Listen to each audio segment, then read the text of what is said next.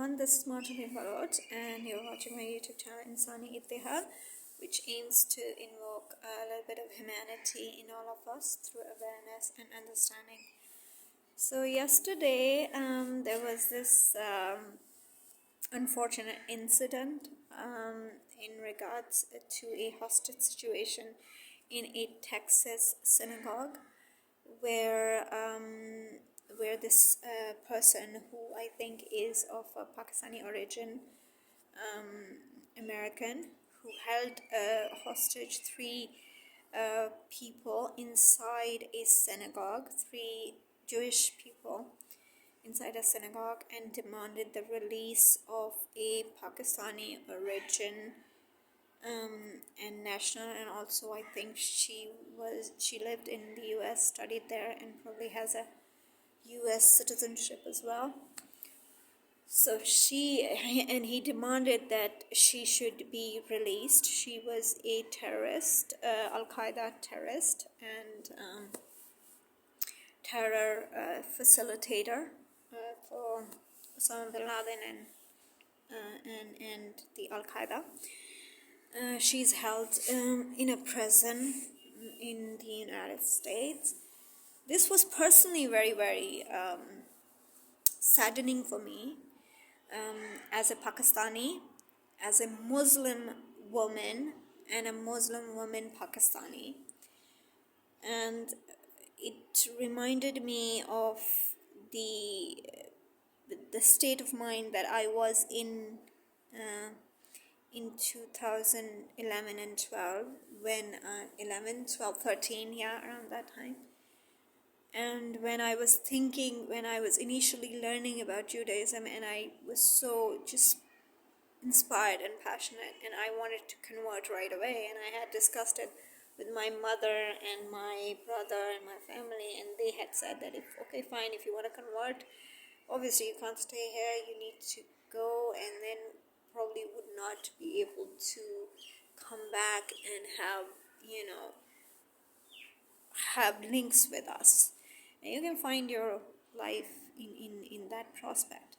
And I remember having a conversation with my brother, and my brother would say, you know what, why would you're leaving us, your family, your country, and you're going into this community who might not see you as one of you, or would not accept you as one of them, because you see the kind of profile. And I vividly remember my brother mentioned Afiya, and he said, they think these Muslim women, all of them are like Afiya, and the kind of profile that you have, a Pakistani Muslim woman, they would probably think that you're just like that. You're converting for this purpose of making a terror plot or something, or kill. They would never believe you, especially after Afiya Siddiqui. And yesterday I was just reminded of that whole conversation me and my brother had, and he said to me that you're gonna lose both the boats and sink in the ocean, because they will not gonna the Jews will not gonna accept you. They will never trust you, and you will be all alone, and then you would cut off from us also. So what's the point? And yesterday, and I was again hearing this news, and I was saying and thinking to myself how unfortunate it is to be a Muslim woman. And I said this to my brother at that time also. I said that it is a sheer curse. A woman, when a woman is cursed, she is born into a Muslim woman. That was my feelings and my belief back then. And last night it somehow reiterated that to be born into a Muslim family for a female child is the biggest curse. And I felt that I was unworthy of Judaism for all these years, for 10 decades, because I felt as a Muslim I'm a cursed person. I am not worthy of Judaism. Judaism is something really, big and pious, and here I am, a Muslim woman, is so filthy and so degraded. And so the irony of the matter is that Quran, Islam, Muslim men degrade Muslim women, devalue Muslim women, and it's as if pathetic and disgusting to be a hijabi Muslim woman. And I felt that. My mother, I didn't want to mention this, but I think it I should mention it. And I don't know, my mother never wanted to say this when she was alive, and she never wanted the people to know about this, because there was a lot of discrimination from my father's family's side of her previous maiden identity. She was a Christian, and then she converted to Islam. So did her eldest sister. So both these sisters, they were Christians, and they married. My mother married my father, and my aunt married my uncle. They converted into Islam from Christianity. And I never wanted to share that, because there was a huge taboo, and there was a lot of discrimination that we had to face in my father's family in terms of fitting in, because because my mother was a little less Muslim as per the standards of my father's family. They considered my mother less Muslim than my aunt, who was more Muslim, because her children were more Islamicized and we were not. My mother was, she was a good Muslim, I can say that. She was a nice Muslim, but she never said that Christianity is a bad thing. She always used to say, not only, I have just accepted Islam. It's not like that. I have given up Christianity. She used to celebrate Christmas. We still do celebrate Christmas in her memory. And she had good terms with her Christian siblings, and she used to visit, and she used to visit on Christmas and Easters, and she was more into that.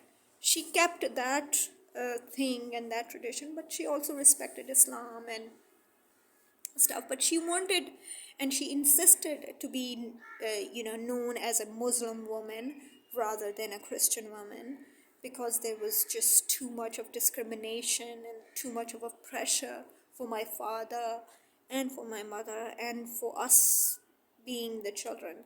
And we were constantly reminded. So for us, Islam was pressurized on us that we have to pray and we have to fast and we have to be more Muslim to show other people that we're Muslim. We're not actually.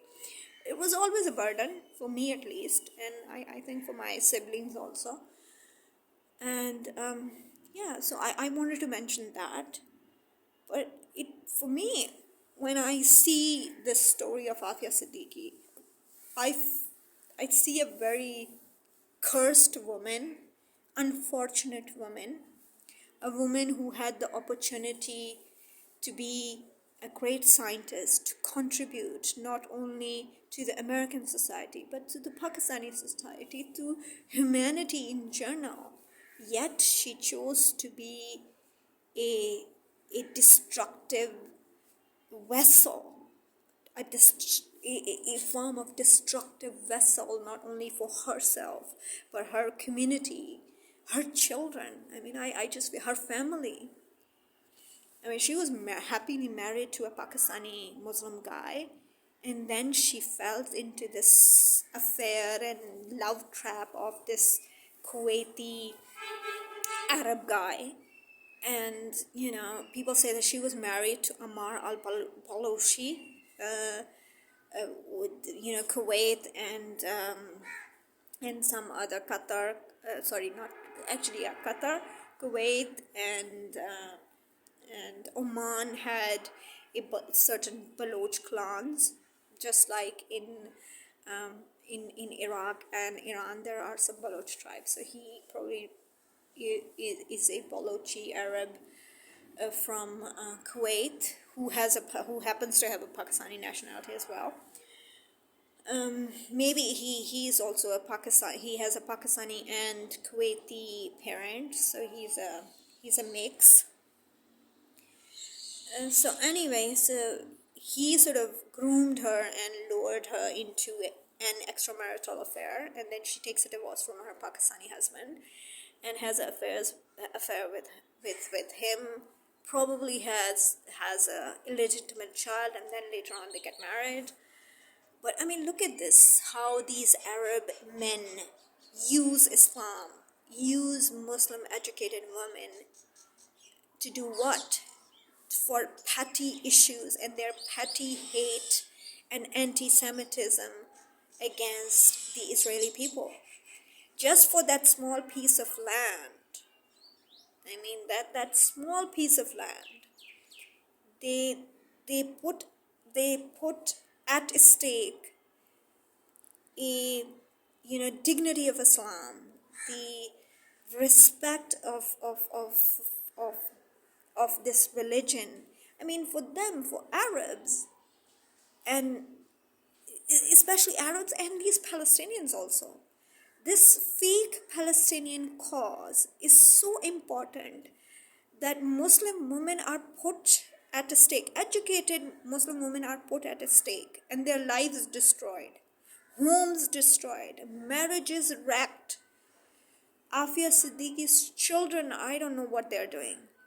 Their father would definitely not accept them, because obviously he would probably think maybe they're not my children. None of them, I mean, the two of the children she had with her first husband, but who knows, maybe he doesn't even accept them as his. And then she had an extramarital affair with this Arab guy who gave her this illegitimate child who nobody wants to own. The father doesn't want to own. I don't know if he's living with Afiya Siddiqui's family or wherever. But such a sad and disgusted state of reality, that Islam is disgusted by this greed of getting this small piece of land, and this inherent hate. The other day I was watching this video by this amazing guy who lives in Israel and interviews and talks to random people on the streets and asks them questions. And he was asking people, does Quran teach anti-Semitism, hate towards Israelis? Not Jews, Israelis. It is true that Islam, the anti-Semitism and the hate of Israelis, Jews, not even Israelis, the hate of Israelites, because Israel at that time when the Muslim Empire was, so they didn't even consider them. It was under the Roman rule. Although having a sovereignty under, the Jewish leaders, Harold, he was in control of that before the revolt and everything. So the point is, just for this fake cause of Palestine and just for this land, the entire Muslim community of, 2 or 3 billion people are at stake. The Islam, the scriptures, the hadiths, everything revolve around anti-Semitism and hate of the Israelites, and stealing from them their birthrights or their prophetic rights. So Muslim would say, no, all those prophets, they were not Israelites or Jews, they were Muslims. How? Because Muslim, the definition of a Muslim is this bullshit. It's such a... And then they pretend in that video, which Corey meant, they pretend Islam teaches us to love everyone. Quran teaches us to love everyone. But we have a jihad and then we will kill everyone. So, for me, it's such a disgusting state of affairs. And I was not fully healed from the negativity that I got from this Sula program, which was this peace symposium peace symposium between Israelis and Palestinians, where bunch of Israelis being overtly sympathizing with the Palestinians, give them land, give them this, divide Jerusalem and give it to them. Their greed will not stop at West Bank or settlements or half of the Jerusalem. No, their greed will not stop there. They are greedy as hell. They will have Gaza and West Bank, then they would want more. They would find another issue and they would want more. They want the entire nation, all of the land, from river to the sea. They want the definition now in my understanding of a Muslim is a person who is greedy of women, land, money, and power. That's all. Islam is all about having as fucking as many women as possible, whether you're fucking them in the heaven, like those 70 version or whatever the hell, or marrying all the women of the world and just having a lot of useless Muslim children and having all the land of the world, having all the wealth of the world. They are just, this religion Islam is nothing but a tool to achieve this greed of women, greed of land, greed of money and power. I mean, everybody wants to have a good life and healthy life and have a certain means to live a decent way. That's understandable.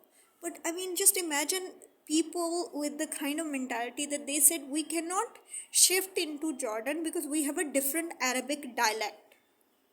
But we want that people, Israeli or Jewish people, can go back to Germany because Hitler is dead. And they say it very Wallahi, Hitler is dead. Now go back to Europe. I mean, most of the Jewish families who are living in Israel probably have Holocaust survival grandparents. And they have the audacity and selfishness to say, pack your bags and go to Europe, where you have been persecuted and you would have living memories of those things happening to you. But they cannot pack their bags and go to Jordan because they have a different dialect of Arabic language. I mean, the Jordanian people are Muslim. Jordan has 70% population of Palestinian origin. So their brothers and sisters are there. They eat the same food. They live in the same kind of environment and culture and practice or whatever. They have the same food, but they have a different dialect of Arab. Every country, in each and every country of the Middle East, even Morocco, and North African countries, people speak Arabic. They eat Arabic food, some less or more. But they refuse to go and make a country called Palestine there because they have a different dialect. And then they say, why should we leave our home? Well, when Israel withdrawn their sovereignty and control in Gaza, did they not forcefully evicted all the Jewish settlements in Gaza? That was okay. No human rights violations happened there. I mean, let alone how many times Jews have left their homes in the Middle Eastern countries, in Europe, in here and there. From every corner of the world, Jews have built their homes and their lives, and eventually they have been kicked out of their homes and their lands and their businesses and their livelihoods and everything. And that is not a human rights issue.